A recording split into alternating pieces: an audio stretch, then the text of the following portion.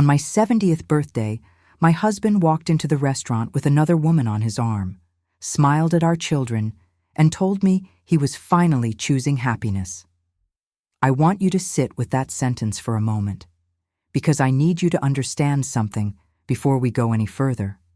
I need you to understand what that room looked like, what it smelled like, and exactly who was watching when it happened.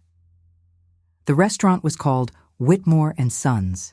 It had been in Ashford, Connecticut for over 60 years, which is one of the reasons I chose it.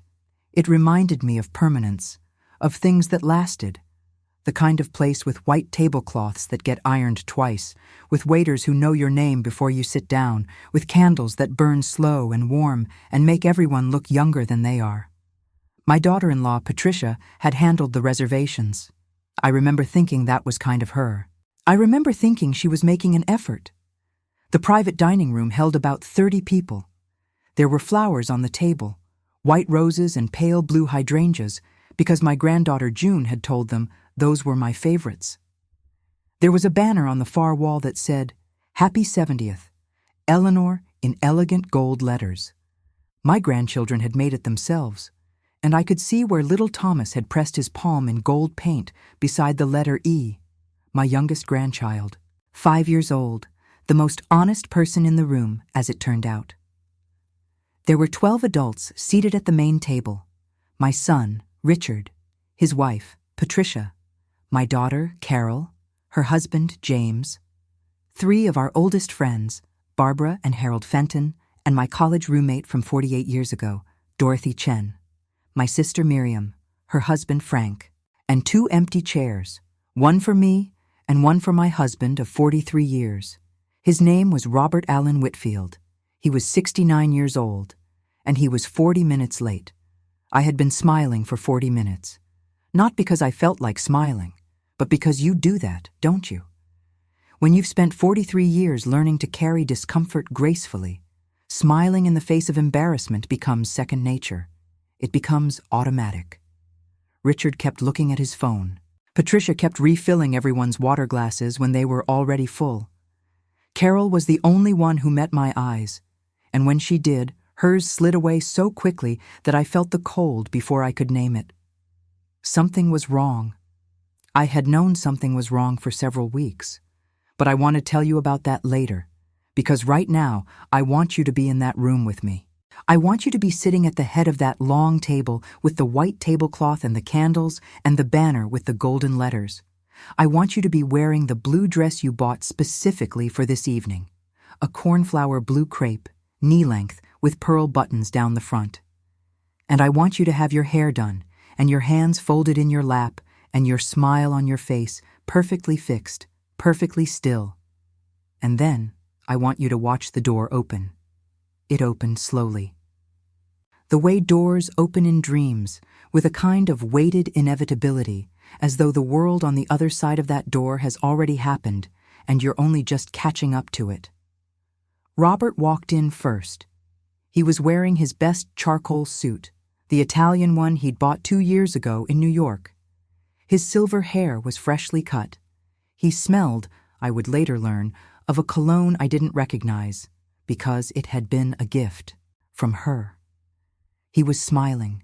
He looked around the room with the expression of a man who had just made the most important decision of his life and felt absolutely certain about it. He looked the way a person looks when they have rehearsed a moment so many times in their mind that the reality of it finally arrives as a relief. And then she walked in beside him. She was wearing red. I want you to understand that detail. She was wearing red to my birthday dinner. A deep crimson wrap dress, heeled boots, her dark hair down around her shoulders. She was somewhere around 45 years old, perhaps 47. She was not unattractive.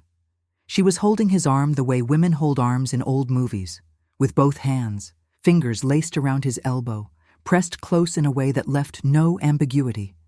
No room for any other interpretation. The room went quiet. Not the polite quiet of people who haven't found the right words yet. The obliterating quiet of people who have known something was coming and are now watching it arrive. I did not move. Robert walked to the center of the room, unhurried, and looked at me with something I can only describe as rehearsed compassion. The kind of look a man wears when he has practiced it in a mirror and convinced himself it was kindness. He said, and I will remember these words until I take my last breath. He said, "Eleanor, I didn't want to lie anymore. I've been lying for too long, and it isn't fair to you. This is Vanessa. She makes me feel alive again. I'm sorry you had to find out this way, but I think being honest is better than continuing like we have been." Vanessa. Her name was Vanessa. She gave me a small, tight smile that she clearly believed was sympathetic. It was the smile of a woman who has told herself a very comfortable story about what she is and what she has done, and who has come to believe it so completely that she can stand in a room full of people watching a wife's heart collapse and feel like the reasonable one. My son Richard said nothing.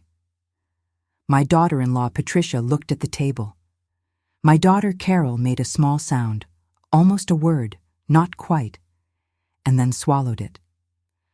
Barbara Fenton reached for my hand under the table, and I let her hold it, though I couldn't feel her grip. I couldn't feel very much at all in that moment. There's a mercy and shock that I've never fully appreciated until that night, the way the body delays the pain just long enough for the mind to catch up. My sister Miriam stood up.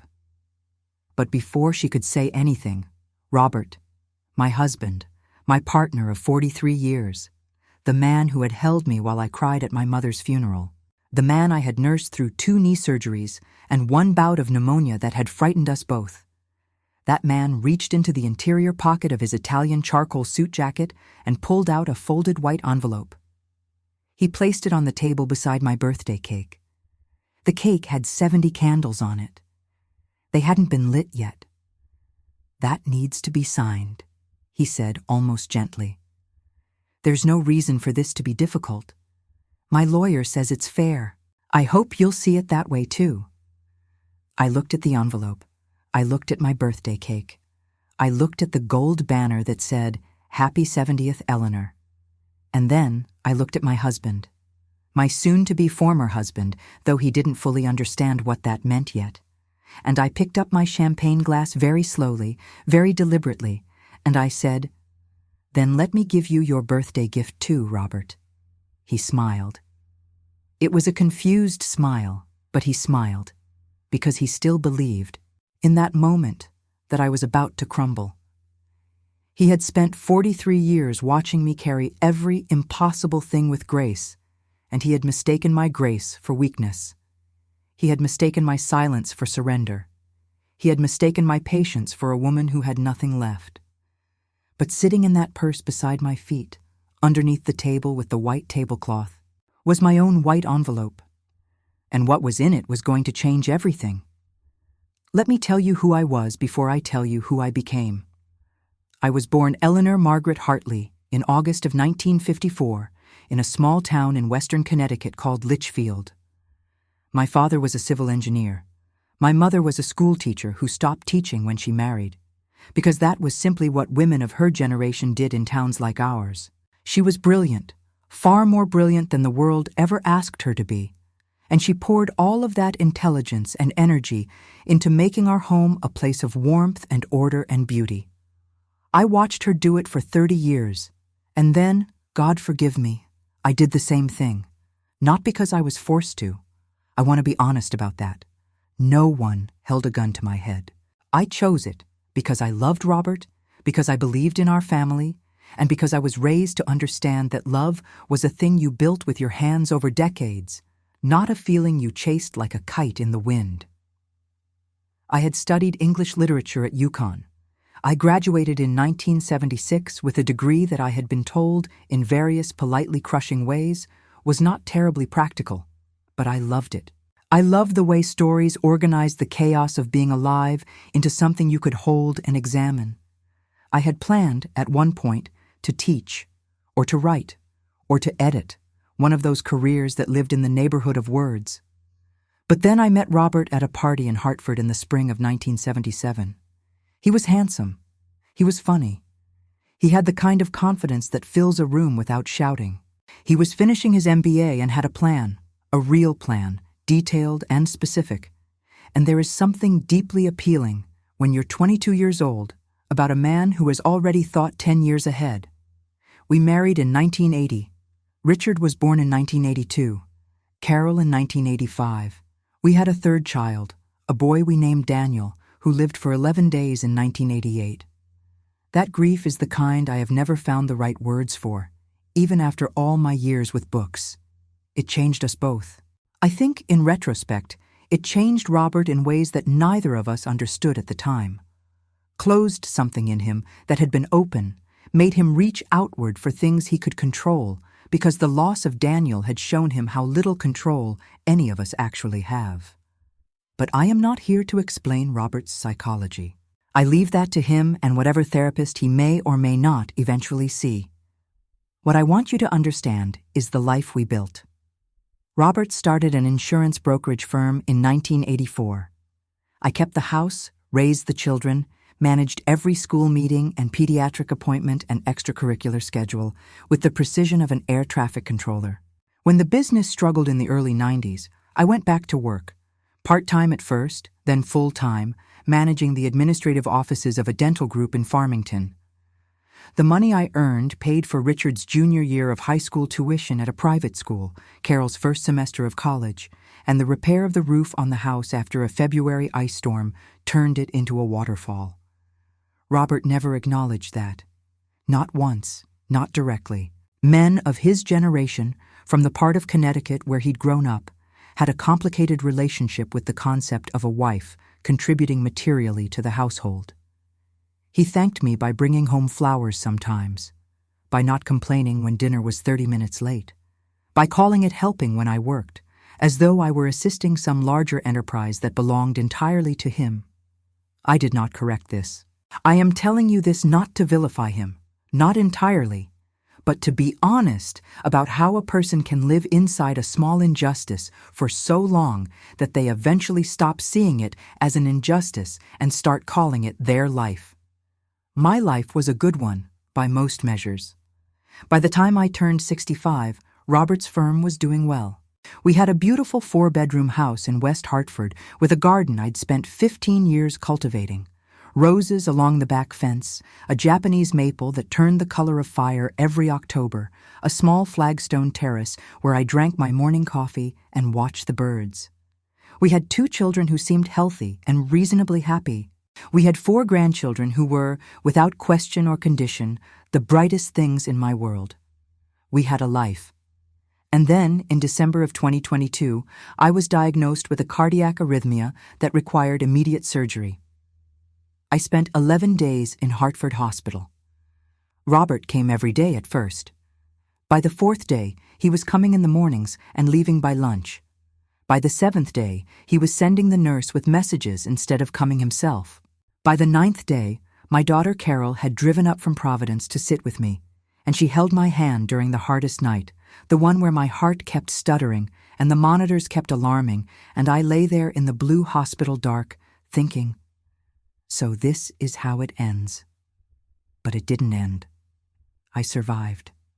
I came home in January 2023, thinner and quieter, and carrying something new inside me that I didn't have a word for yet. It took me several months to identify it. The word, when it finally came to me one morning in my garden in early May, was clarity. I had survived something that should have killed me, and surviving it had burned away a great deal of the comfortable vagueness I had used to decorate my life. I could see things now that I had chosen not to see before. I could see that Robert had begun leaving the house on Saturday afternoons for errands that took 4 hours. I could see that his phone was always face down on the table, and that when it lit up, he covered it with his hand before I could read the screen. I could see that he had stopped touching me, not dramatically, not obviously, but in the small ways that accumulate into a silence. No hand on my back when we walked through a door, no kiss in the morning before coffee, no arm across the pillow in the dark. I could see that something was over. What I didn't know yet was how long it had been over, and how many people in my life had known it before I did. That discovery would come 3 days before my birthday, and it would come from his jacket pocket. 3 days before my party, I reached into the inside pocket of Robert's gray overcoat to get the car keys, because we were running late for dinner at the Fentons, and he'd asked me to grab them from the hook, and my hand closed around a folded envelope instead. It wasn't a receipt. It wasn't a grocery list. My fingers told me, before my eyes confirmed it, that this was paper of a particular weight and formality. I stood in the hallway with the envelope in my hand for a long moment before I opened it, and when I did, the temperature in the room seemed to drop by 10 degrees. The envelope contained 11 pages. Legal size, printed on paper that smelled faintly of a law office. That particular scent of clean paper and ink, and the kind of institutional air conditioning that never quite turns off. The header on the first page read, Becker and Holloway, Attorneys at Law, Hartford, Connecticut. I had seen legal documents before. Robert and I had a will prepared by a different firm. We had signed the deed on the house together. We had reviewed refinancing paperwork twice in 30 years of home ownership. Legal documents were not unfamiliar to me. But these were different. These were divorce papers. Not just the suggestion of divorce, not a consultation letter, not a draft. These were completed, formatted, finalized dissolution of marriage documents. The kind that had been reviewed and revised again. The kind that had taken someone several months to prepare. I read them once, standing in the hallway, still in my coat, still holding the car keys in my other hand. Then I read them again, sitting at the kitchen table, very slowly. The document proposed the following. Robert would retain the primary residence, our house in West Hartford, the one with the Japanese maple and the roses and the 15 years of my garden. The document described it as primarily acquired through Robert's professional earnings, a description that was, at minimum, a significant distortion of the truth, and which I suspected was an outright legal fabrication. Robert would retain the joint savings account, currently holding approximately $62,000, most of which had accumulated during the years when I was working full-time and depositing my paycheck alongside his. Robert would retain his IRA and his business assets. I would receive a monthly alimony payment described as consistent with Ms. Hartley Whitfield's reasonable living expenses, a number that, when I looked at it, was approximately 40% of what I currently spent each month on ordinary life. I would be expected to vacate the primary residence within 90 days of signing. I would have no claim to the business. The document made no mention of the inheritance I had received from my father's estate in 2019, $60,000 and a small piece of land in Litchfield County that had been in the Hartley family since my grandfather built a summer cabin on it in 1948. The omission was either an oversight or a strategy, and nothing I had learned about Robert in 43 years led me to believe he was capable of accidental oversight when money was involved. There was a signature line for Robert. There was a signature line for me. His line was blank. He hadn't signed yet. I understood, sitting at that table, that the plan was to present these papers to me on my birthday, in front of our children and our friends, in the private dining room of Whitmore & Sons. The social pressure of that setting, the witnesses, the occasion, the presence of family, was designed to prevent me from reacting, from objecting, from asking questions. The plan was to hand me the papers in public and rely on my lifetime habit of composure to carry him through the moment. He knew me. He knew exactly what I would and wouldn't do in a restaurant full of people I cared about. He had bet his future on my dignity. I sat at the kitchen table for a long time. The car keys were in my lap. We never made it to the Fentons that night. Robert called out from the garage 3 times before coming inside to find me. I don't remember what I said to him. I remember that my face must have told him nothing, because he looked at me for a moment and then said, "I seem tired, and maybe we should cancel dinner." And I agreed, and he called Harold Fenton with an excuse, and we spent the evening in the same house, in different rooms, in the kind of silence that has a shape to it. I did not sleep that night. At 6 a.m, I took my phone into the garden. It was mid-September, still warm. The Japanese maple, not yet red. and I called my friend Linda Okafor. Linda and I had met 31 years ago at a neighborhood committee meeting about a proposed cell tower on the edge of our development. We had both shown up armed with research. We had become friends immediately, the way you do when you recognize someone who operates on your frequency. Linda had gone to law school at 41 after her first husband died and left her with 2 children and the absolute certainty that she would never again depend on anyone else for her financial security. By the time I called her that September morning, she had been practicing family law in Hartford for 19 years. She answered on the second ring. I told her everything. She listened without interrupting, a quality I have always admired in her, the ability to hold space for an entire complicated situation before responding. When I finished, she was quiet for exactly 4 seconds. I counted. Then she said, "Eleanor, he made one mistake." I said, "What mistake?" She said, "He prepared those papers before checking what he could actually take." She asked me to bring her the documents that afternoon. I did. We sat in her office for 3 hours. By the time I left, the temperature inside me had changed. The cold shock of the night before had become something else, something steadier and, in its own way, more frightening. Not fear. Something like the opposite of fear. Something like the absolute, bone-deep calm of a woman who has finally decided to stop letting things happen to her. I left Linda's office with a legal notepad full of notes written in her precise handwriting, a list of documents she needed me to gather quietly, and one specific instruction. Don't cancel the party. Don't confront him. Don't change anything. Let him walk into that room with whatever plan he thinks he has. I asked her why. She looked at me over the rim of her reading glasses and said, "Because when a person is about to make the worst mistake of their life in front of witnesses, the kindest thing you can do for yourself is get out of the way and let them." What Linda found in those 3 hours, and what I spent the next 2 days quietly confirming, was the following. Robert's primary claim, that the house was primarily acquired through his professional earnings, was factually incorrect in ways that would matter enormously to a Connecticut family court. Here is the truth of how our house came to be ours. We purchased the West Hartford property in 1991 for $240,000. Robert contributed $120,000 from savings accumulated through his business. I contributed $22,000 from my own savings, money I had saved before the marriage and kept in a separate account that had never been commingled.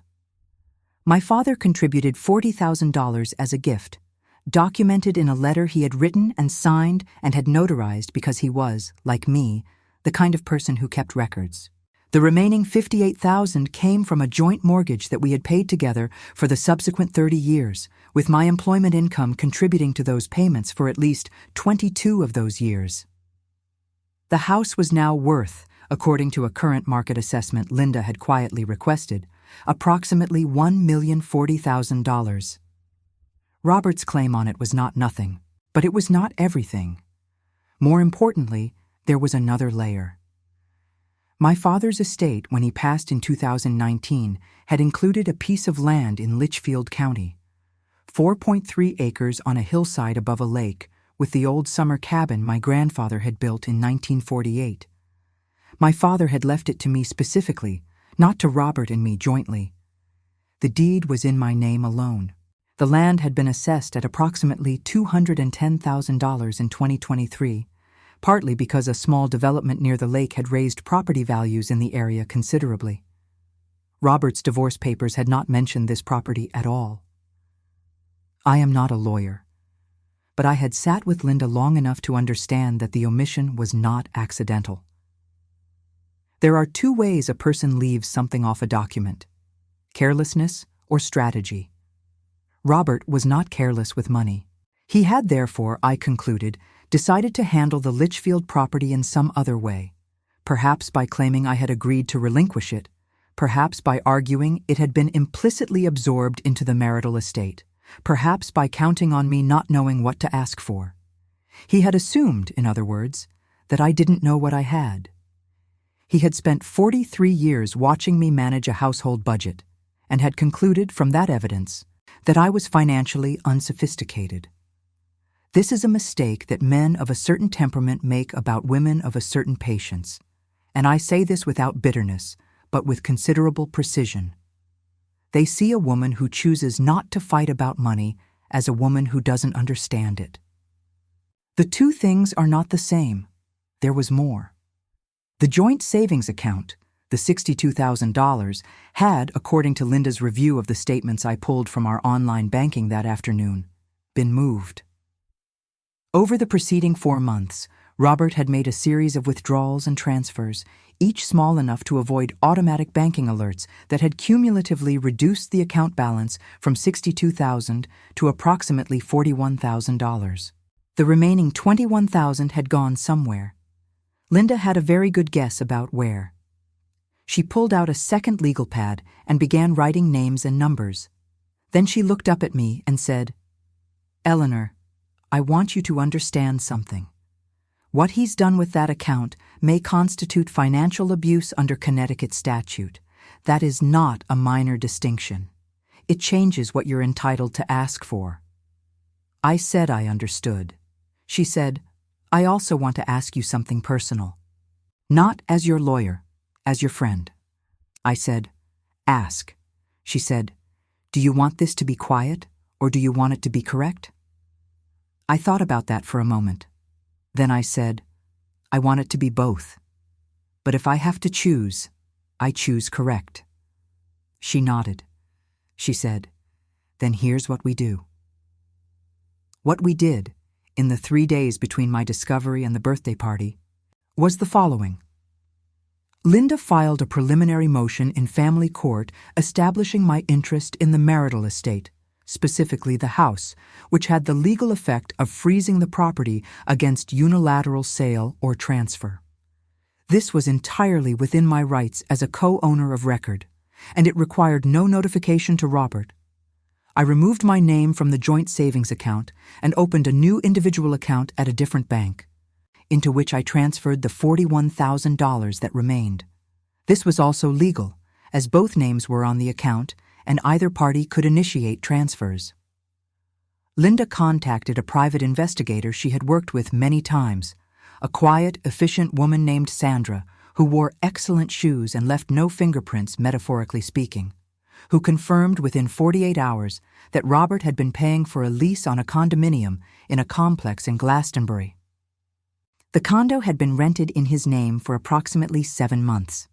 The lease payments were traceable to a business account of his that I had not known existed, a secondary account, separate from the primary business accounts I had vague awareness of, which had been opened the preceding January.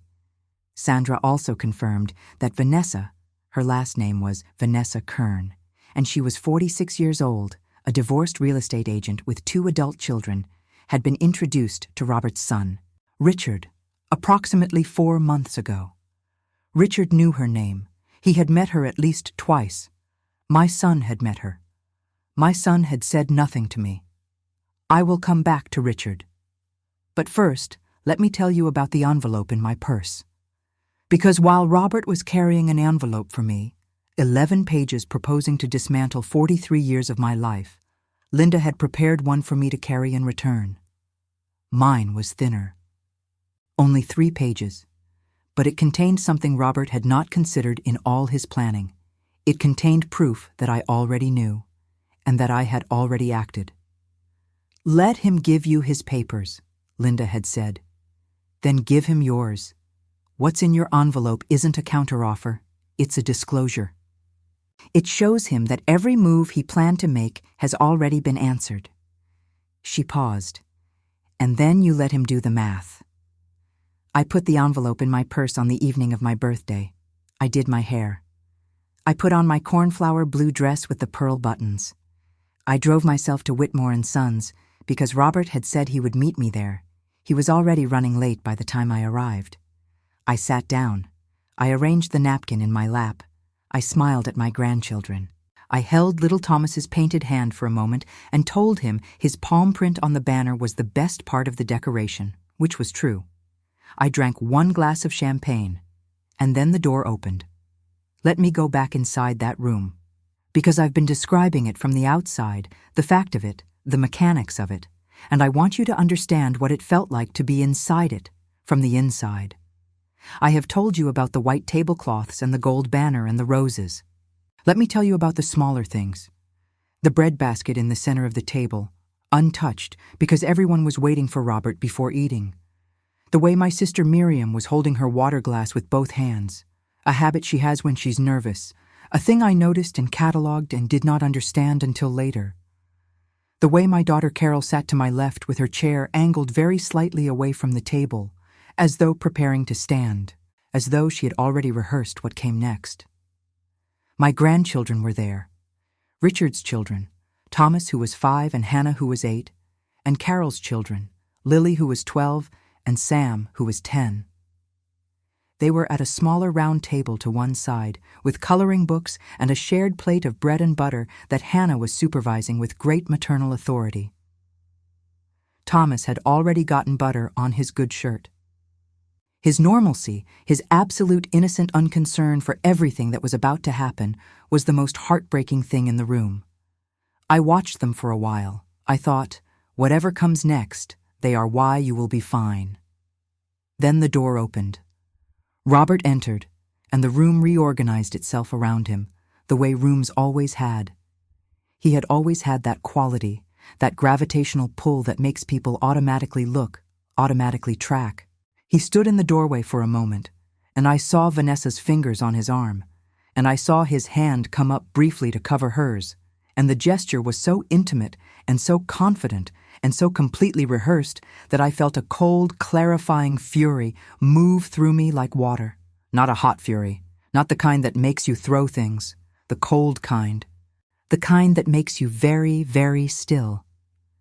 He moved into the room. The adults at the table made small sounds, an intake of breath from Dorothy, a scrape of a chair from my sister Miriam beginning to rise, a hiss of something from Patricia that I didn't catch. The children at the round table hadn't looked up yet, except for Lily, who was 12 and therefore possessed of the terrible perceptiveness of early adolescence. She looked up, looked at the woman on her grandfather's arm, and looked at me. I gave her a small nod. Later, she told me that nod was the thing that kept her calm. She thought it meant I had it under control. Children trust their grandmothers in ways that are humbling. Robert stopped near the center of the room and said his piece. The words I've already told you. I didn't want to lie anymore. This is Vanessa. She makes me feel alive again. When he said alive again, I heard the implication clearly. The implication being that I, this woman in the blue dress who had survived open-heart surgery less than a year earlier, who had driven herself to this party, who had dressed and smiled and lit no accusation in her eyes, that I was the thing that had made him feel dead. This is Vanessa. Vanessa stood beside him and did not flinch. She was, I could see, a woman who had been living for some time inside a narrative in which she was not the villain. She had told herself a story in which Robert was a lonely man in a loveless marriage, and she was the person who had seen him truly, and what they had done was not cruelty, but liberation.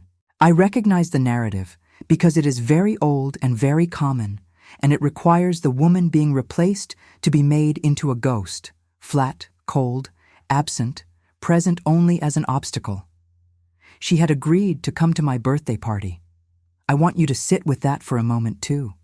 Whatever Robert had told her, whatever version of me he had presented, whatever story he had used to make this moment feel acceptable, she had looked at the invitation to a woman's 70th birthday dinner and said yes.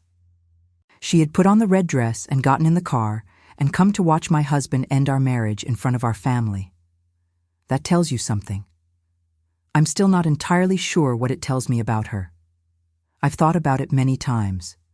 I've decided that it tells me she was, more than anything else, a person who had let herself believe that being chosen justified anything. She would learn otherwise. But not that night. That night, she stood beside my husband and smiled her careful, tight smile, and Robert turned to me with the envelope and said, That needs to be signed. I hope you'll see it that way. And then, this is the thing that cut deepest, deeper than the papers, deeper than Vanessa, deeper than the calculated public humiliation of the moment. My son Richard said, "Mom, don't make a scene." I looked at my son. He was 41 years old. He had my eyes, the same gray-green eyes my mother had given me. He was wearing a blue blazer, and he had his father's jaw, strong and definite. He had 3 college degrees. He was, according to every metric the world had given us to measure such things, a successful, accomplished man. And he was sitting at his mother's birthday table, watching his father deliver divorce papers with a girlfriend on his arm, and his concern, his primary, immediately voiced concern, was that I not embarrass them. Not, "Dad, what are you doing?" Not, "Mom, I'm so sorry." Not a stand, not a word in my defense, not even the small mercy of silence. Don't make a scene. My daughter-in-law Patricia said, "Richard's right, Eleanor. Maybe we should all take a breath." And my daughter Carol, whom I had held at the hospital for 2 weeks in 2018 when her first marriage collapsed, Carol, whose tuition I had helped pay, Carol, who had cried in my garden more times than I could count, Carol said, from her slightly angled chair, from her already preparing to stand posture. "Mom, there's no point in getting emotional right now." Getting emotional. I had not said a word. I had not cried. I had not raised my voice. I had not thrown the bread basket, or spilled the champagne, or called anyone a name. I had sat in my chair with my napkin in my lap and my pearl buttons buttoned, and I had not made one single sound. And they were asking me not to get emotional. My friend Dorothy Chen, who had known me since 1972, reached across the table and put her hand flat on the tablecloth in front of me. Not touching me, just placing it there, an anchor. And she looked at my children and my husband and the woman in the red dress, and she said very quietly, "This is her birthday party. I think she gets to decide when it's over." Nobody responded to Dorothy. Robert looked at me, still with the smile, still with the patient expression of a man who had planned for every contingency, and he said, "Eleanor, at your age, you should be grateful I stayed this long." The room made no sound at all. Little Thomas, at the small round table, had finally looked up. I could see him in my peripheral vision, looking from face to face, trying to understand what was happening in the way that 5-year-olds do, reading energy rather than words, sensing danger without vocabulary. His eyes found mine. I smiled at him. I made it a real smile. I made it the realest smile I had given anyone in that room all evening. Then I looked back at Robert. I picked up my champagne glass. I let the silence sit for one full breath. And I said, "Then let me give you your birthday gift too." I reached into my purse. I placed my envelope on the table beside the birthday cake with the 70 unlit candles. Robert looked at it. He looked at me. His smile shifted, just slightly, just at the edges, into something that was trying to remain confident and was no longer entirely succeeding. "What is that?" he said. "Open it," I said. My voice was the calmest thing in the room. "And while you do," I said, "I want everyone at this table to listen carefully, because what I'm about to say, I'm only going to say once." Robert opened the envelope. He took out the 3 pages Linda had prepared and unfolded them carefully, the way people handle things they're not sure won't hurt them. His expression, as he read the first page, moved through several distinct stages: confusion, irritation, alarm, and finally something I had never seen on his face in 43 years of marriage. Fear. Not dramatic fear. Not the fear you see in movies, with wide eyes and dropped jaws. The quiet, specific fear of a person who has just realized that a plan they believed was complete has, somewhere critical, come apart. I let him read. Around the table, no one spoke. The children at the small round table had drifted into the particular stillness that children adopt when they understand that something important is happening that they are not allowed to interrupt. Hannah had put her arm around Thomas without being asked. Vanessa, still standing beside Robert, he had not offered her a chair, which I noticed, leaned slightly toward the papers, trying to read them from the side. I watched her eyes move and then stop. "What is this?" she said.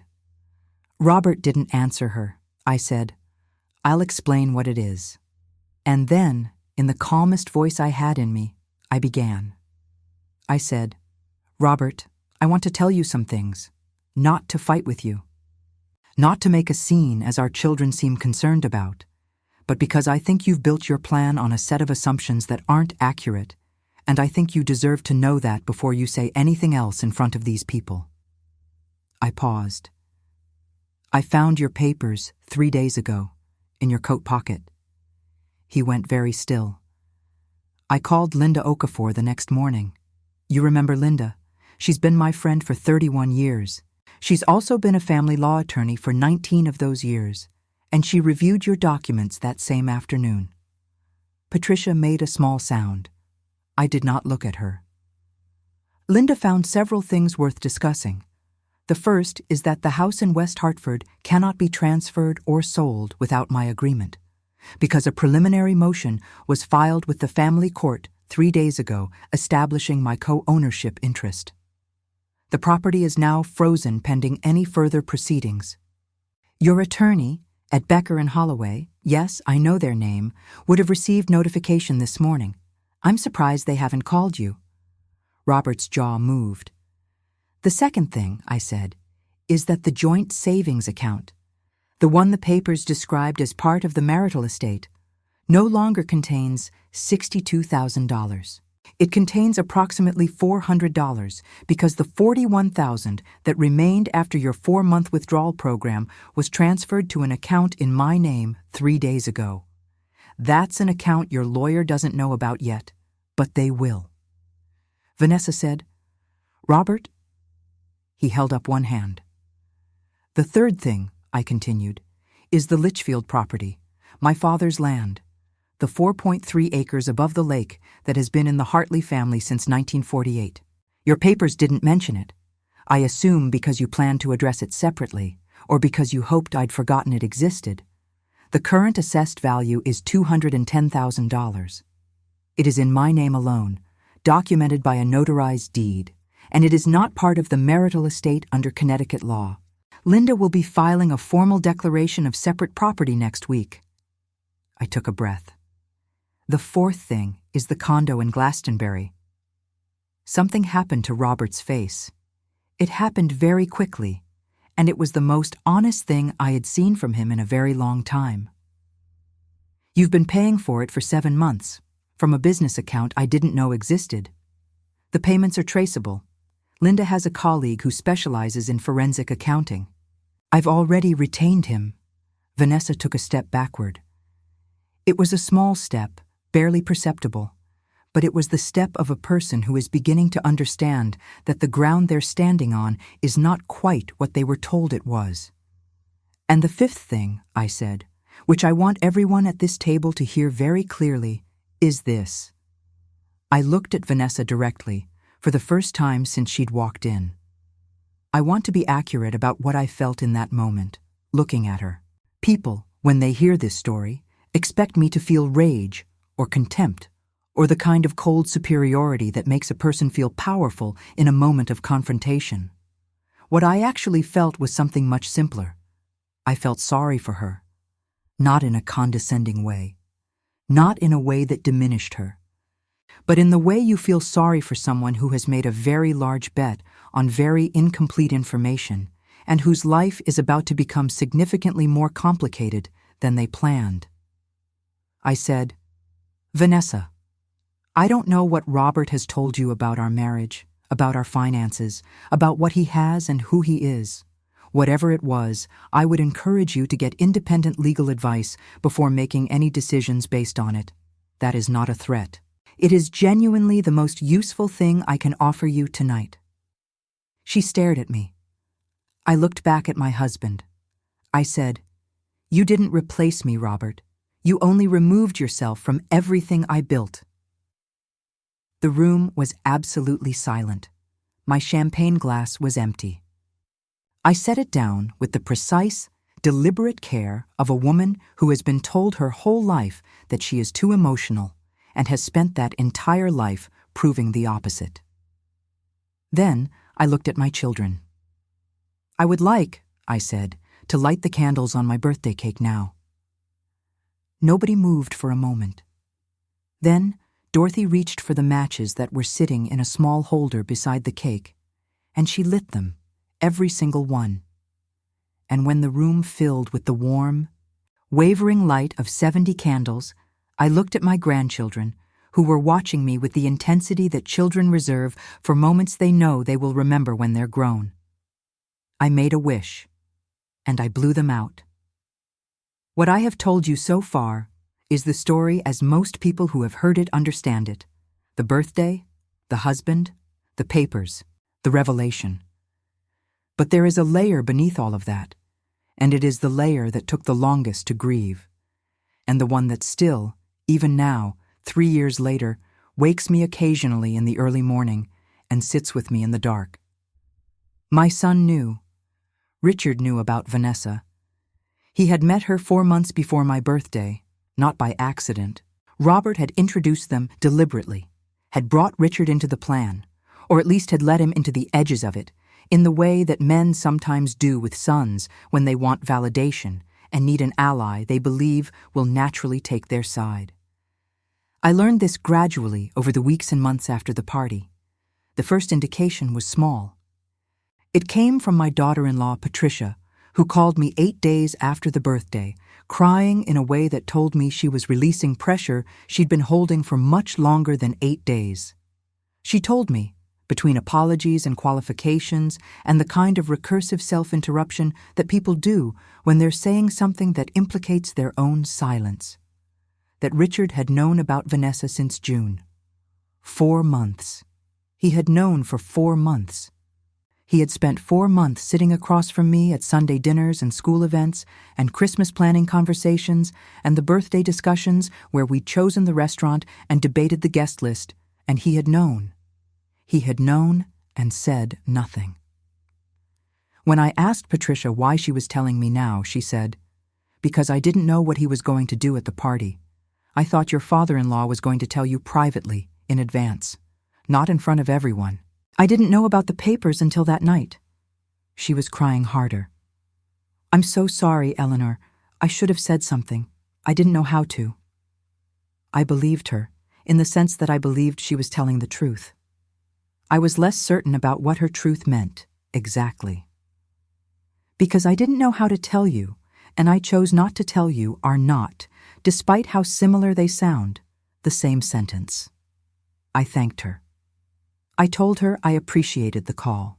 I told her she hadn't done anything irreparable, which was the kindest true thing I could find. But Richard had done something different. I didn't hear from Richard for 11 days after the birthday. He didn't call, he didn't text, he didn't come by the house, which I had returned to, alone, since Robert had departed with Vanessa that same night, leaving in a way that was both climactic and somehow deeply anticlimactic, like a scene from a play that goes on 3 minutes past its natural ending. When Richard finally came, 11 days later, arriving at the house unannounced on a Tuesday afternoon when I was in the garden pruning the roses, he stood at the garden gate with his hands in his pockets, and he looked like a 41-year-old man who had spent 11 days arguing with himself. I looked up at him. I said, "Do you want to come in? Or would you rather talk through the fence?" He came in. We sat on the flagstone terrace. I made tea because making tea is what I do when I need something to do with my hands, and I don't want my hands to shake. He said, "I handled that badly." I said, "Yes. I should have told you. Yes." I didn't know he was going to do it that way, at the party, in front of everyone. I looked at him for a long moment. "Richard," I said, "when your father introduced you to Vanessa in June, What did you think he was going to do? He was quiet. Did you think he was going to have a private conversation with me? That he was going to sit me down quietly and tell me honestly that he wanted a divorce and why, and that we were going to handle it with mutual dignity? He didn't answer. Because if that's what you thought, I said, I want you to think very carefully about whether you actually believed it or whether it was simply easier to believe it than to do anything. He looked at the terrace stones. He said, I thought he was going to tell you himself. I thought if I told you, it would blow everything up. I set my teacup down. I need to ask you something, and I need you to tell me the truth. Did you advise him on the divorce settlement? Did you have any conversations with him or his lawyer about the terms? A pause. It was a long pause. He asked me, Richard said. Once, he asked me what I thought was fair. And what did you say? I said I didn't want to be involved. But you didn't tell me. No. I looked at my son. I looked at the man who had come into the world when I was 28 years old, when I was young enough to believe that love could protect a person from everything, and I thought about all the ways I had tried to protect him from pain across 4 decades, and all the ways that protection had, without my intending it, taught him that the woman doing the protecting could absorb anything, that I would always be there, that my capacity for grace was infinite, that I would forgive anything because I always had. I said, there is a specific kind of heartbreak that comes when your child stops seeing you as a mother and starts seeing you as an obstacle. He said, Mom, I know you didn't, I said. I don't think you saw me as an obstacle. I think you saw me as invulnerable. I think you've spent 40 years watching me manage every impossible thing without falling apart, and you concluded that I could manage this too, without your help, without anyone's warning. He was crying by now. My son, who had his father's jaw and my eyes, was sitting at my garden table crying in a way I hadn't seen since he was 11 years old and his dog had died. I let him cry. Then I said, I love you. That is not going to change. But I need you to understand that love doesn't mean there are no consequences to what you did, and it doesn't mean that things between us are immediately as they were. I need some time. I need you to let me have it. He nodded. And I need you to understand one other thing. What? He said very quietly. I never asked to be invulnerable, I said. I just never found anyone willing to help me not be. That was the truest thing I said to Richard in all of our conversations after the birthday. I have thought about it many times since, about the things we do to the people we love when we mistake their strength for immunity. My daughter Carol was a different kind of complicated. Carol, unlike Richard, had not been brought into Robert's confidence. She hadn't met Vanessa. She hadn't been consulted on settlement terms. What she had done was something both smaller and larger in its way. She had sensed what was coming and chosen, for reasons that were entirely her own, not to intervene. I knew this because Carol told me herself, about 6 weeks after the party, in a conversation that was more honest than any we'd had since she was a teenager. She drove up from Providence on a Friday afternoon and found me in the kitchen making soup. She sat at the kitchen island, the same island where I had sat with the divorce papers in my hands, and she watched me chop carrots for a while before she said, I knew something was wrong. I've known since spring. Not about Vanessa specifically, but about something. Dad was different. He mentioned the house once in a way that made me think. I continued chopping, and I didn't say anything to you because I told myself I didn't know enough, that maybe I was wrong, that it wasn't my business. And now, I said. Now I know I was a coward, she said. Very simply, without the self-exculpation and qualification that Richard had used, just the flat, honest statement. I was afraid of what would happen if I said something and I was right. I was afraid of the chaos. I was afraid of what it meant for the family. And I protected myself from that at your expense. I looked at my daughter. You're not like me in that way, I said. I would have told you, she said. I know. Not because I would have been brave, because I'm incapable of sitting on something like that. It would have eaten me alive. I know that about you, she said. I've always known it. It's one of the things I most admire about you, and one of the things I am least able to do myself. I put down the knife. You're asking me to forgive you, I said. I'm asking you to know the truth, she said. What you do with it is yours. I looked at my daughter for a long moment. She had my mother's coloring, dark eyes, dark hair turning silver now at the temples. She was 52 years old. She had been through her own divorce, her own impossible season, and I had been there for it without condition or reservation. Come help me chop vegetables, I said. She came around the island, and we made soup together, the way my mother and I had made soup 30 years earlier in the kitchen where I grew up. Not everything is resolved in words. The morning after the birthday party, Robert called me from wherever he and Vanessa had gone. He was calmer than I expected. Not contrite, not yet, but recalibrated. He had spent the night absorbing what I had told him in that dining room and had landed, I surmised, on the conclusion that I had overstated my position, that the legal filings were preliminary and easily contested, that he still held the advantage he'd believed he held. He said, "We should talk." I said, "Have your attorney call Linda." "Eleanor." "Robert, we're past the kind of talking you mean. Have your attorney call Linda." I hung up. He called twice more that day. I didn't answer. By evening, I had received an email from Becker and Holloway requesting a meeting. I forwarded it to Linda and went to bed. I slept that night better than I had slept in months. I want to explain that because it might seem strange. My marriage was ending. My family was in fracture. My life as I had organized it was in the process of coming apart. And I slept. I think the reason I slept is the same reason the cold clarity had come to me in that restaurant. I had been carrying the weight of waiting for something terrible to happen for so long that when it finally happened, the relief of knowing was stronger than the pain of the thing itself. The next 3 weeks were complicated in practical ways. Robert returned to the house twice to collect belongings.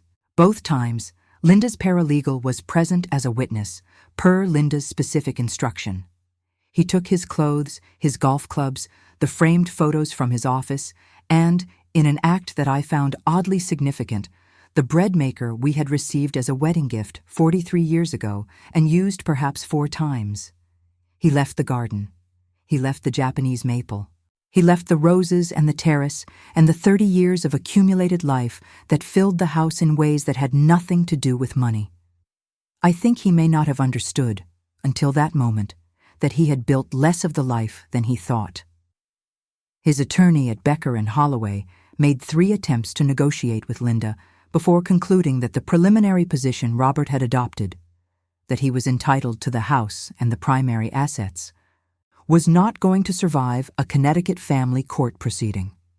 The forensic accounting review that Linda's colleague conducted found not only the $21,000 that had been quietly moved from the joint account, but an additional $36,000 that had been routed through the business account over the preceding 14 months.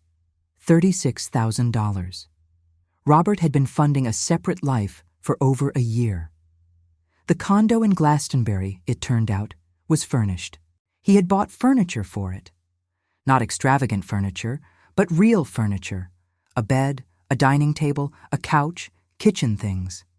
He had built a second home while living in the first one, and he had done it using money that was, in various legally relevant ways, not entirely his. The forensic accountant wrote a very thorough report. It was 38 pages. Linda read it and said, "Eleanor, this is what we call leverage." I said, "Is that the legal term?" She said, "It's the accurate one." The mediation took place in November of that year, in a conference room at Linda's firm. Robert came with a new attorney. Becker and Holloway had recused themselves at his request, which told me something. A younger man named Forsyth, who had the particular demeanor of a lawyer who has just been handed a case he wished he'd declined. Robert sat across the table from me. It was the first time we'd been in the same room since the birthday party. He looked older than the last time I'd seen him. Not dramatically, a few weeks isn't enough for drama, but there was something compressed about him, a drawing in that I recognized as the absence of the confidence he'd carried into that restaurant. He had believed he was going to walk out of my birthday party with the papers signed and the plan executed. What he'd walked out with instead was a public accounting of everything he'd tried to do quietly, a frozen property, an empty savings account, and a wife who had, in front of his children and his friends, and the woman he'd brought to replace her, declined to be replaced. Now he was in a conference room facing a forensic accounting report and a woman with 31 years of legal experience across the table. He said, "I made a mistake." The attorney, Forsyth, put a hand on his arm, almost reflexively, as though he'd said something inadvisable. I looked at Robert for a long moment. I said, "No, Robert, you made a plan. The mistake was thinking I would still be waiting when it failed." He looked at the table. Forsyth said, "My client is prepared to discuss amended terms." Linda said, "I'll stop you there. My client is prepared to listen to amended terms if they are substantially different from the original proposal. The original proposal is not a starting point for discussion. It is a document we will use in court to demonstrate the good faith or lack thereof with which this process began." The mediation lasted 4 hours. By the end of it, the terms were as follows. The house would be sold, not given to Robert, not given to me. Sold. The proceeds would be divided in a proportion that took into account my father's initial gift, my employment contributions to the mortgage, and the forensic accounting findings. The division was 61% in my favor. The Litchfield property would remain entirely in my name, with no claim from Robert. He signed a document acknowledging this. The condo furniture and the proceeds from the condo when Robert's lease ended were his alone to keep. The alimony figure was renegotiated to something that was, Linda said afterward, significantly more reasonable than what had been originally proposed. Not punitive. I had not wanted to punish him with money, because money is not the language in which punishment means anything, but fair. Robert signed. He looked at the table when he signed. He did not look at me. I watched his hand move across the signature line and felt, very distinctly, nothing that resembled satisfaction. What I felt was closer to the sensation of setting down something very heavy that you've been carrying so long you'd forgotten it wasn't a natural part of your body. Not triumph. Release. Vanessa, I learned through a mutual acquaintance some months later, ended the relationship with Robert approximately 3 weeks after the mediation. The condo, the forensic accounting, the complexity of the actual situation, which was apparently very different from the version Robert had shared with her, had changed the picture considerably. The woman in the red dress at my birthday party had come to witness what she believed was the beginning of a new life with a man of means. What she had witnessed instead was the unraveling of a strategy. And when the strategy unraveled, so did the relationship that had been built upon it. I am not glad she was hurt. I say that honestly. She had made choices that I found both hurtful and disrespectful. But hurt people generally make painful choices, and I have enough years behind me to understand that cruelty is usually a signal of confusion rather than a sign of strength. What happened to Robert after Vanessa left, he told Richard about months later. And Richard, in one of the slowly reconstructing conversations we were learning to have, told me. He was in the Glastonbury condo alone. He went to the gym. He had dinner with Richard occasionally. He called Carol once, and she answered because she is, at her core, a person of more softness than self-preservation, and she listened to him for an hour. He was, by all accounts, precisely what you would expect of a man who had spent 43 years being carried by someone and had then decided, at 69, that he didn't need to be carried anymore. He was finding out that he had been wrong. I found a buyer within 3 weeks of listing. A young family, 2 parents and a new baby, and a golden retriever who immediately went for the roses. I watched them walk through the garden during the showing, and the woman paused at the Japanese maple, which was bare in February, just its dark branches against the white sky. And I heard her say to her husband, "I want to plant bulbs around this." I thought, good. It's ready for you. I moved in December before the sale closed to a house I had been looking at since October. Not in West Hartford. In Litchfield, 45 minutes north and west, close to my family land.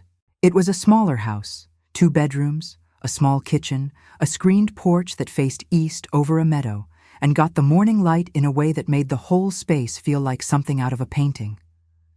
The yard was manageable. The neighbors were at a respectful distance.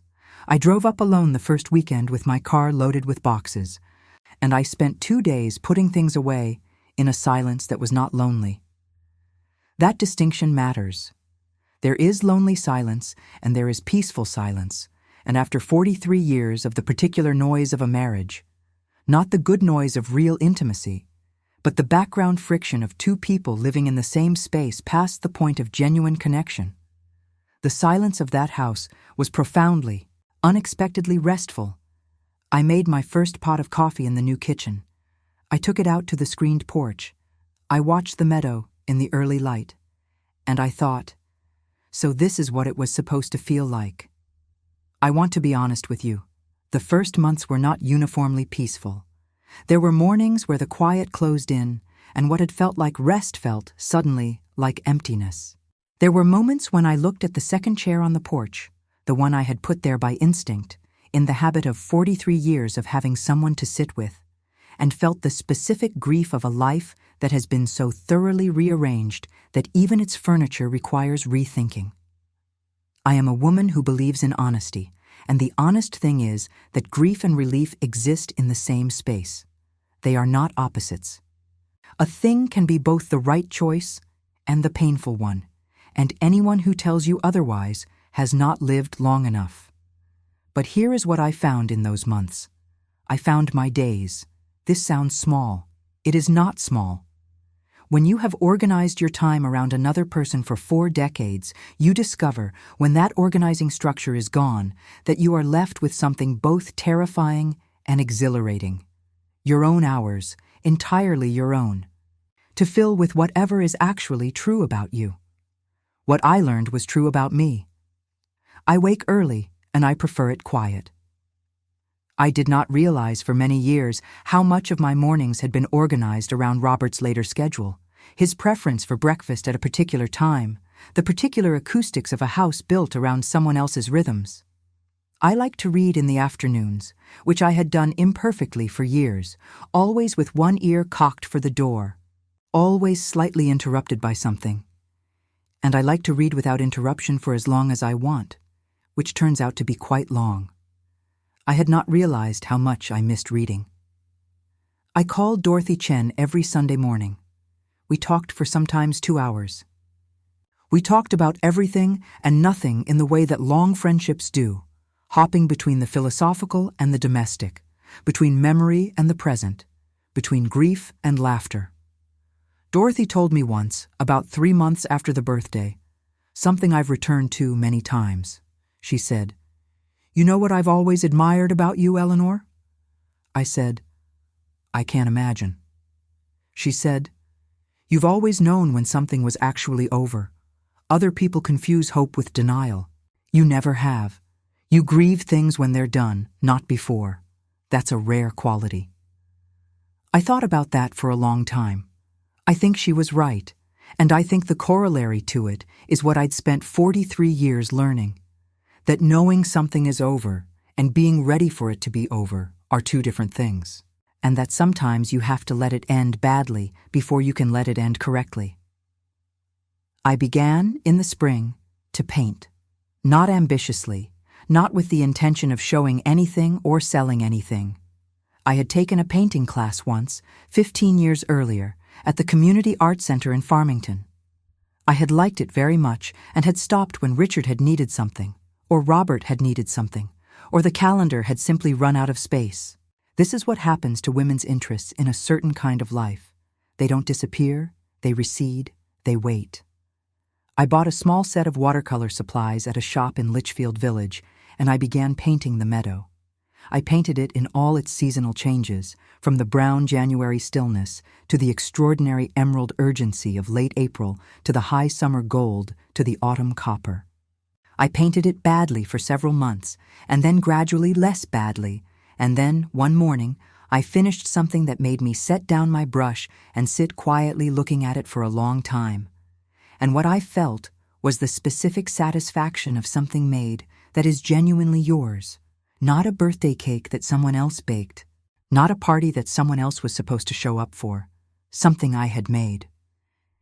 I called Linda one afternoon in April and said, "I want to do something with the Litchfield land." She said, "What kind of something?"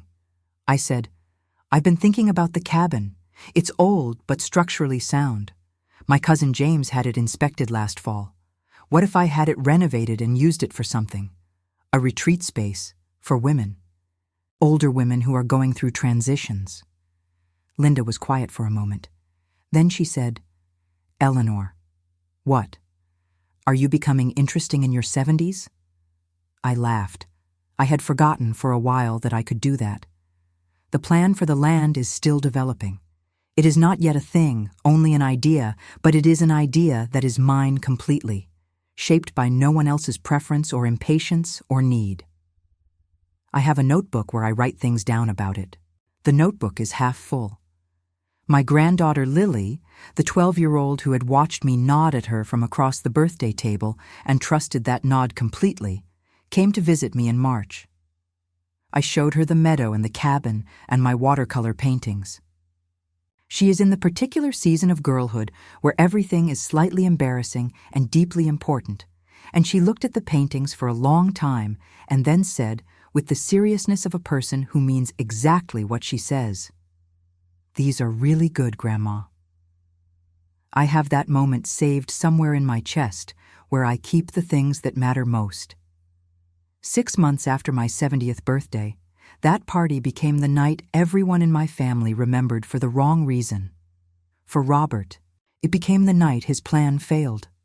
For Richard, it became the night he realized what his silence had cost. For Carol, it became the night she started learning to be braver. For the children, Thomas and Hannah and Lily and Sam, it became a confusing memory that I suspect will clarify, gradually, over the years, into something they'll be able to hold. For me, it became the night I finally came back to myself. I want to say something about that. About what coming back to yourself actually means, because I think the phrase gets used in stories like mine as a kind of shorthand for triumph, for the satisfying conclusion of a narrative in which the wronged party wins. And I did, in practical terms, win. The legal outcome was fair. The financial outcome was better than Robert had intended. The public acknowledgement, unexpected and imperfect as the context was, meant that no one who had been in that room could later claim not to know what had happened. But coming back to yourself is not the same as triumph, and I think it's important to say that clearly.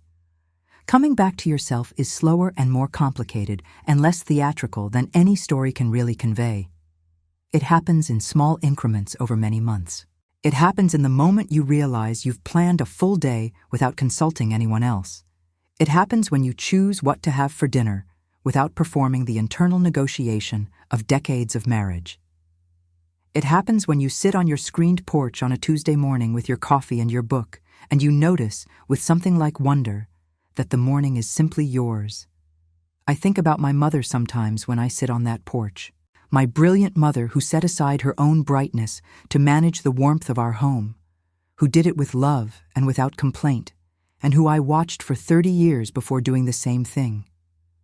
I wonder what she would have become if the world had asked more of her than it did. I wonder what she would say to me now, sitting in this eastern light with my watercolor notebook and my coffee and my 71 years. I think she would say, "Well, finally." I said at the beginning that I wanted this story to be honest, and I've tried to be. So let me be honest about the things I still carry. I carry the memory of 43 years of a real life, not a false one, not an entirely bad one. There were summers we drove to Maine and cooked lobster on the porch of a rented cottage, and Robert was the person he had been at his best, funny and curious and easy in his own skin, and those summers were real. There were ordinary Tuesdays that were good in the unremarkable way that ordinary Tuesdays can be good, and those were real too. Love, when it goes wrong, does not retroactively erase itself.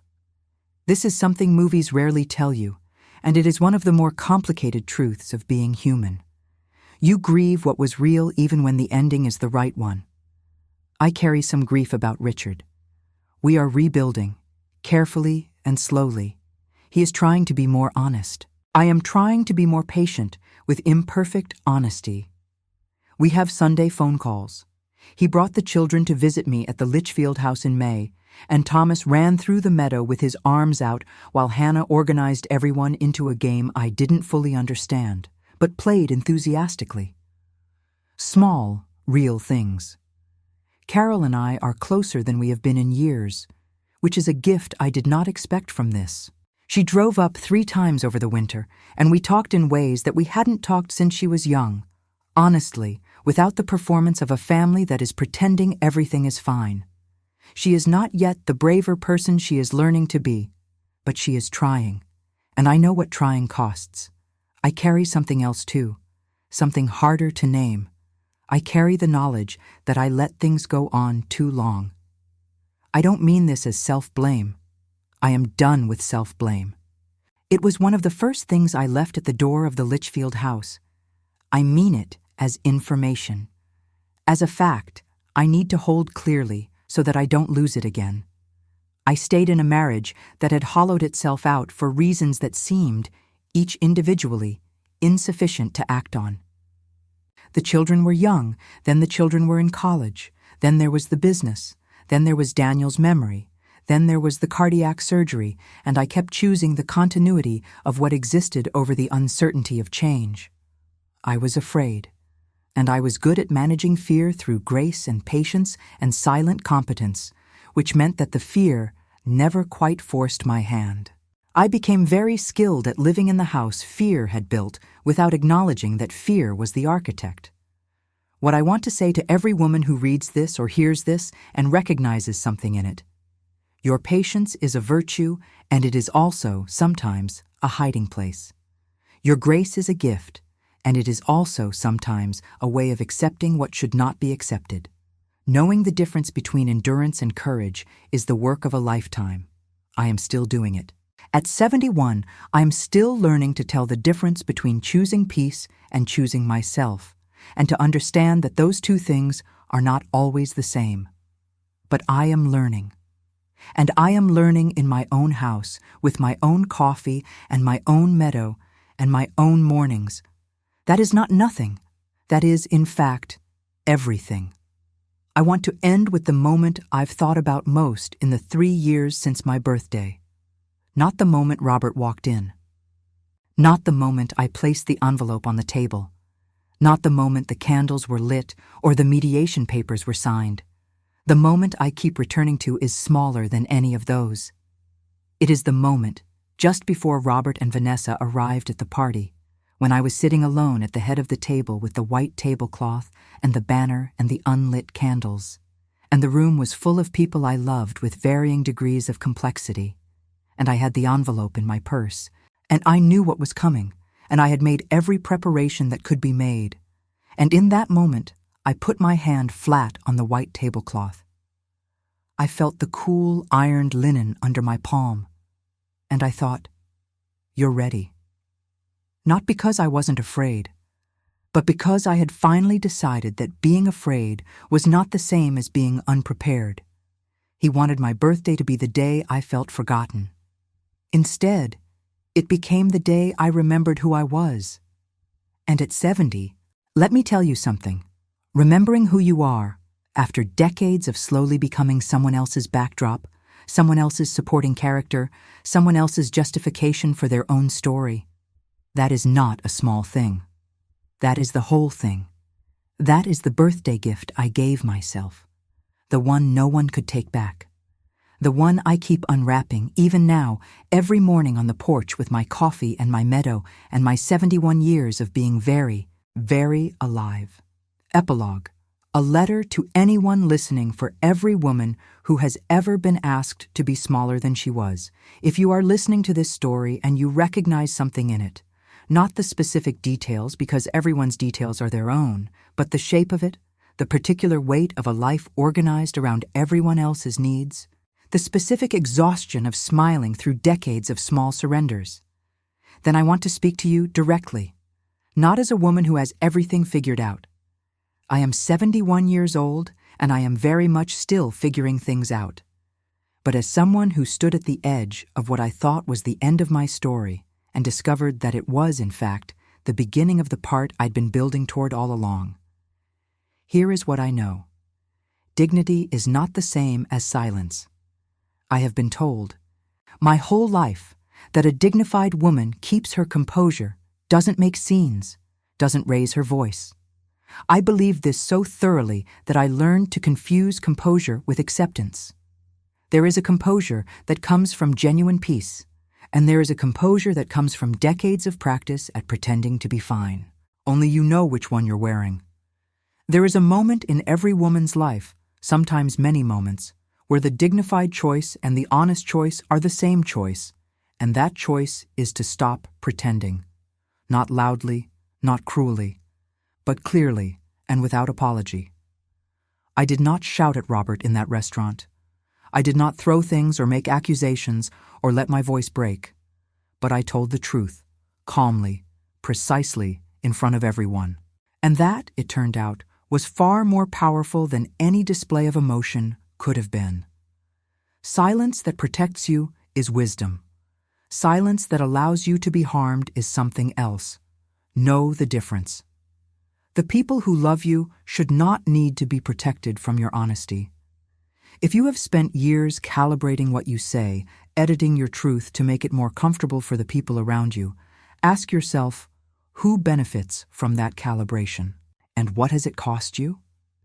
I spent decades moderating myself for the comfort of a man who was not moderating himself at all, who was, in fact, conducting a second life, furnishing a second home, introducing my son to my replacement, all while I carefully managed the impression that everything at home was fine. The moderation was mine. The freedom was his. This is not a trade that works in anyone's favor except the person who isn't doing the moderating. You can be kind without being invisible. You can be considerate without being silent. You can love someone without disappearing for them. These things are not in conflict. They only seem that way when you have been told long enough that your voice is an imposition. It isn't. It never was. Financial knowledge is not about money. I want to say this clearly, because I have met many women who hand over the financial details of their lives to their husbands or partners, not because they're incapable, but because it was simpler, because it was expected, because they were told, in one way or another, that the money part wasn't their concern. Know what you have. Know where it is. Know what it's worth. Know whose name is on it. Know which accounts are yours alone and which are shared. Know what you brought into the marriage and what has accumulated during it. Know the difference between your money and his money and our money, because in the event that someone decides to draw those distinctions unilaterally, you will want to have already drawn them yourself. This is not pessimism. It is not a lack of trust. It is the same preparedness you bring to every other serious undertaking of your life. You have insurance not because you expect disaster, but because you understand that preparation is not a prediction. Robert assumed I didn't know what I had because I had never fought him about money. He learned, in a conference room in November, that there is a very significant difference between a woman who doesn't fight and a woman who doesn't know. Know your numbers. It is, quite literally, knowledge that cannot be taken from you. Gratitude is not a payment plan. Robert told me, in front of 30 people, that at my age I should be grateful he'd stayed. I have thought about that sentence many times since. Not with anger. The anger has dissolved, the way most anger does when you're no longer inside the situation that generated it, but with genuine curiosity about what it reveals. He believed that his presence in my life was something I owed him thanks for. That my existence in the marriage, my decades of labor and care and companionship, had been a privilege extended to me that could be revoked when he found something better. This is the logic of a person who has spent a very long time at the center of a system designed to support them, and who has confused being supported with being generous. If anyone in your life has made you feel that your existence in the relationship is something to be thankful for rather than something to be celebrated, if anyone has used your gratitude as a lever, as a reason you shouldn't expect more, as an explanation for why you should accept less, I want you to look at that very carefully. Gratitude is a beautiful thing between equals. Between people who are truly choosing each other, who see each other's value and say so, who feel lucky in the way that genuine love makes you feel lucky, without debt or hierarchy or the implication that the luck only runs one direction. But gratitude as an obligation, as a suppression of legitimate need, as a reason to stay quiet. That is not gratitude. That is control wearing gratitude's clothing. You are not lucky to be tolerated. You are not fortunate to be kept. You are a person of full worth who deserves a love that knows it. Forgiveness is not a requirement. I have been asked many times whether I've forgiven Robert. It is the question people most want to know the answer to, because forgiveness is the narrative conclusion that makes everyone comfortable. It resolves the tension. It allows the story to be a redemption story rather than simply a true one. It lets everyone exhale. Here is my honest answer. I am at peace. I don't think about Robert with bitterness. I don't wish him suffering. The forensic accountant's report, the mediation, the settlement, none of it was motivated by a desire to hurt him. It was motivated by a desire to be treated fairly, which is a different thing entirely. But forgiveness, in the sense of a full restoration of trust, a pretending that what happened didn't leave marks, that is not something I have achieved. And I'm not certain it's something I'm required to pursue. I can wish someone well without owing them my forgiveness. I can be free without their absolution. I can have a full, rich, peaceful life in which the person who harmed me occupies approximately the space they deserve in my inner landscape, which is not very much space at all, and I can call that healthy rather than insufficient.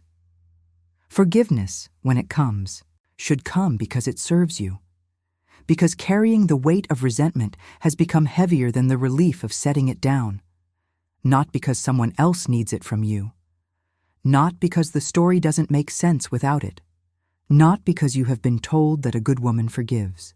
You get to decide when and whether and how. It is one of the few things in this entire situation that belongs entirely to you. Keep it. Starting over at 70 is not a consolation prize. When I told people I was moving to a new house, renovating an old cabin, taking up painting, learning what my own days felt like, some of them said things like, "How wonderful, at your age. Good for you."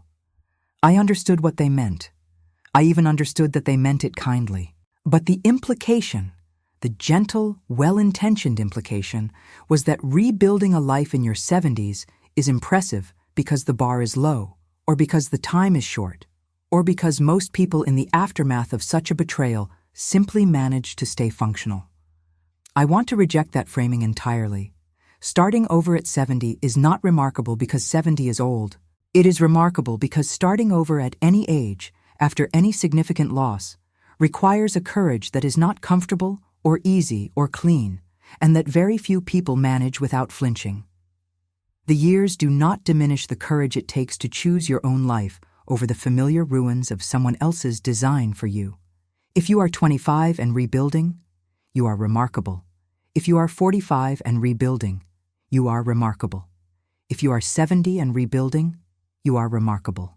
If you are 90 and you have decided that today is the day you choose yourself, you are remarkable. The only age that is too late is the one that does not come. And if you are sitting somewhere right now, Perhaps in a chair you've sat in for decades, in a house that was organized around someone else's needs, in a life that has slowly come to fit you the way a coat fits the person it was made for, who is no longer the size they were. If you are sitting there and something in this story has moved in you, some recognition, some memory, some small, brave whisper of what if, I want you to know that the whisper is real and that it is worth listening to. On the morning of my 71st birthday, 1 year after the party, 1 year after the papers and the Japanese maple and the 70 unlit candles, I made coffee and carried it out to the screened porch of the Litchfield house. The meadow was just beginning to turn. Early October, the light going amber, the grasses in the meadow gold at their tips. I sat in my chair. I opened my watercolor notebook to a fresh page, and I painted the meadow in that morning light, just for myself, just because it was beautiful, just because I was there to see it, and I had hands that could try to capture it, and a morning that was entirely mine. When I finished, I looked at it for a long time. It wasn't perfect, it never is, but it was mine, every brushstroke, and that, in the end, is the only gift that matters. Not the house with the Japanese maple, not the account balance, not the settlement percentage, not even the moment in the restaurant when I placed my envelope beside the birthday cake and said the words that stopped the room. The gift that matters is this: a Tuesday morning in October, a screened porch facing east, a meadow going gold, coffee still warm in the cup, a notebook open on my lap, and a woman, 71 years old, who knows exactly who she is, who built her own life with her own hands, piece by piece, year by year, and who, when someone tried to take credit for all of it, discovered that the thing about a life you built yourself is that it cannot be taken. It can only ever be yours. He wanted my birthday to be the day I felt forgotten. Instead, it became the day I remembered who I was. Eleanor Margaret Whitfield lives in Litchfield County, Connecticut, where she is developing a retreat space for women in transition on family land that has belonged to the Hartley family since 1948. She paints watercolors every morning and drinks her coffee on a porch that faces east. She is 71 years old, and she has never felt more precisely, completely herself. This story is dedicated to every woman who has ever been handed a room and told it was too small for her. It wasn't. It never was.